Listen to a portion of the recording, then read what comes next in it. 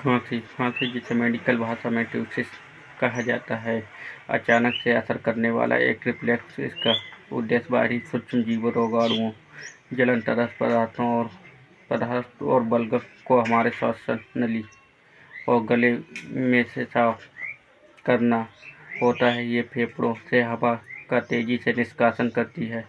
खांसी जानबूझकर या बिना इच्छा के हो सकती है। हालांकि खांसी एक गंभीर बीमारी का संकेत भी है। खांसी के अधिकतर के मामलों में दवा लेने की ज़रूरत नहीं पड़ती, क्योंकि अमूमन पर खांसी अपने आप ही ठीक हो जाती है। खांसने के मुख्य रूप से 3 चरण हैं: सांस लेना, श्वास तंत्र के बंद होने पर गले और फेफड़ों में दबाव पड़ जाना, श्वास तंत्र के खुलने पर मुंह से तेजी से हवा का बाहर निकलना। खांसी के लिए विशेष संकेत देता है। यदि कोई खांसी से बहुत ज़्यादा ग्रस्त है तो यह किसी बीमारी का संकेत हो सकता है। अधिकतर खांसी संक्रमित रोगों में से होती है, जैसे सामान्य सर्दी जुकाम। खांसी संक्रमण रोगों के बिना भी हो सकती है। आमतौर पर खांसी प्रदूषण, गैस्ट्रोएसोफेगल रिफ्लेक्स डिजीज, गट ए दम घुटना, क्रोनिक ब्रोंकाइटिस, अस्थमा, फेफड़ों में ट्यूमर, दिल का दौरा पड़ना, पोस्ट नेजल ड्रिप, धूम्रपान और कुछ दवाएं जैसे इनहिबिटर्स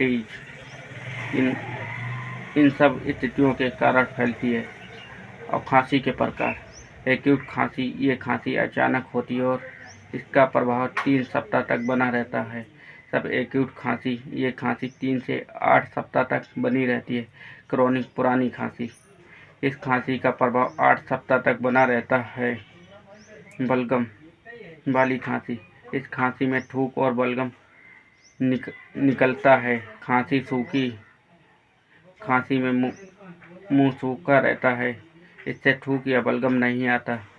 रात में होने वाली खांसी, इस प्रकार की खांसी केवल रात के समय ही होती है। लक्षण। खांसी के लक्षण व संकेत दोनों ही खांसी के कारण पर निर्भर करते। भिन्न प्रकार से होने वाली खांसी के अलग अलग लक्षण हो सकते हैं, लेकिन कई कारणों के लक्षण समान होते हैं। जैसे कि क्रोनिक खांसी के मामले में एक्यूट खांसी के लक्षण। इस खांसी के लक्षण व संकेत नीचे दिए गए हैं। सिर्फ खांसी को संक्रमण और गैर संक्रमण के कारणों से विभाजित किया गया है।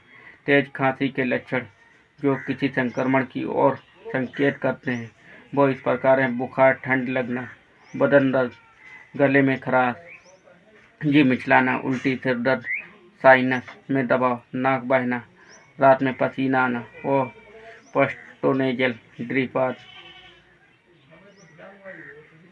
कभी कभी ये बलगम और कफ संक्रमण की उपस्थिति को दर्शाते हैं, लेकिन ये गैर संक्रमण कारणों को भी दर्शाते। वातावरण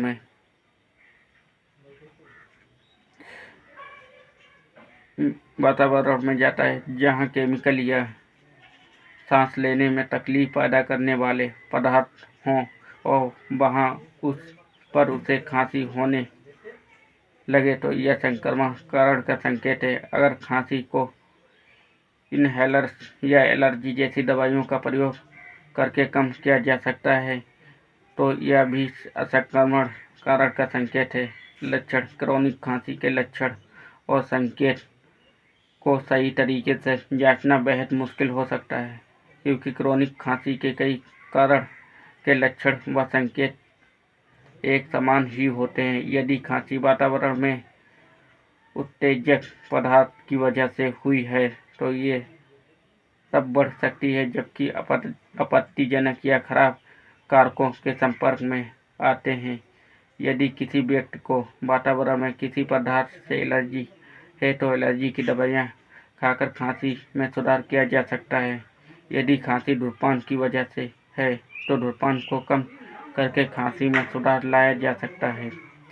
यदि धूम्रपान अधिक करते हैं तो खांसी और भी बढ़ सकती है। यदि किसी व्यक्ति को लंबे समय से फेफड़ों की कोई बीमारी है, जैसे अस्थमा या क्रोनिक ब्रोंकाइटिस। उसके लिए कुछ अन्य गतिविधियों का संपर्क उनके लक्षणों को बढ़ा सकता है। ऐसी खांसी में जरूरी नहीं है कि खांसी के साथ बलगम ही आए। अगर खांसी लंबे समय से हो रहे साइनस संक्रमण, बहती है नाक, पोस्ट नेजल ड्रिप बलगम के गले के पीछे की ओर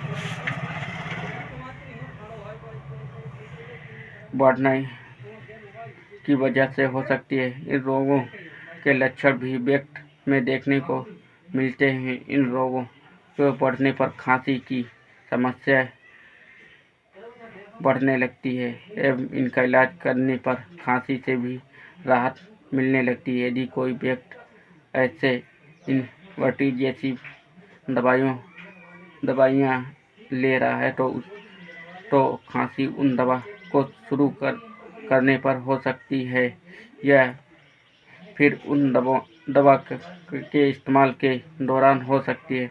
जब इन दवाइयों को लेना बंद कर दिया जाता है तो खांसी अपने आप ठीक हो जाती है।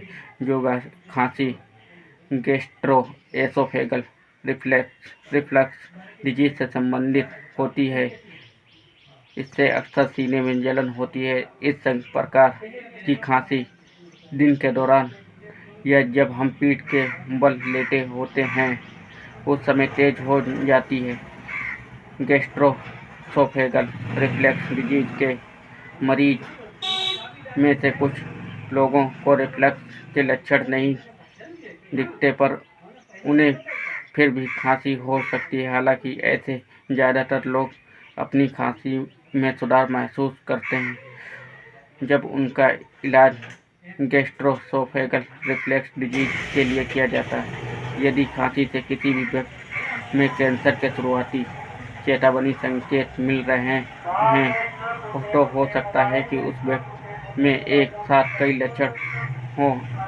यदि किसी व्यक्ति को फेफड़ों का कैंसर है तो उस व्यक्ति को खांसी के दौरान खून आ सकता है। इसके अलावा कुछ अन्य लक्षण या संकेत जो कैंसर होने पर महसूस हो सकते हैं वो इस प्रकार है: थकान, भूख कम लगना, वजन कम होना, उनके कोई ठोस कारण न पता चलना या पता न लग पाना, ठोस या तरल पदार्थों को निकलने की क्षमता कम होना आदि। कारण: ज़्यादातर खांसी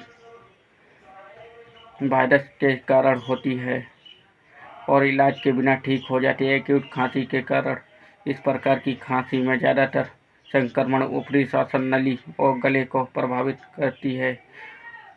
इसे URTI ऊपरी श्वसन तंत्र के संक्रमण के नाम से भी जाना जाता है। उदाहरण: फ्लू समान जुखाम, लेंजिनाइटिस आदि। यदि हमको LRTI निचले श्वसन तंत्र के संक्रमण हैं तो हमारे श्वसन नली और फेफड़ों में संक्रमण हैं। उदाहरण के लिए ब्रोंकाइटिस और निमोनिया आदि शामिल हैं।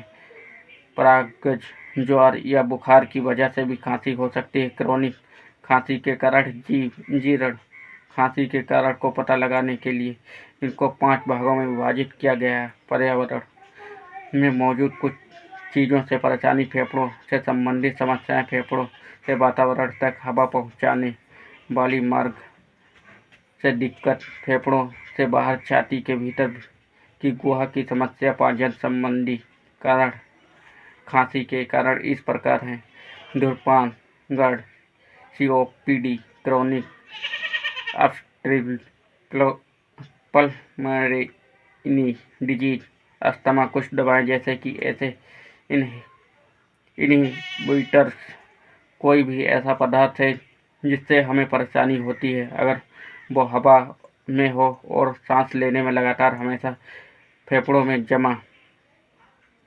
जाता है तो ऐसा होने से हमें क्रोनिक खांसी हो सकती है। सिगरेट का धुआं क्रोनिक खांसी का सबसे सामान्य कारण है। धूल, पालतू जानवरों की रुचि, छोटे कारण, औद्योगिक केमिकल प्रदूषण, सिगरेट और पाइप स्मोक, इन सब की वजह से भी क्रोनिक खांसी हो सकती है। बच्चों में क्रोनिक खांसी अक्सर अस्थमा की वजह से होती है।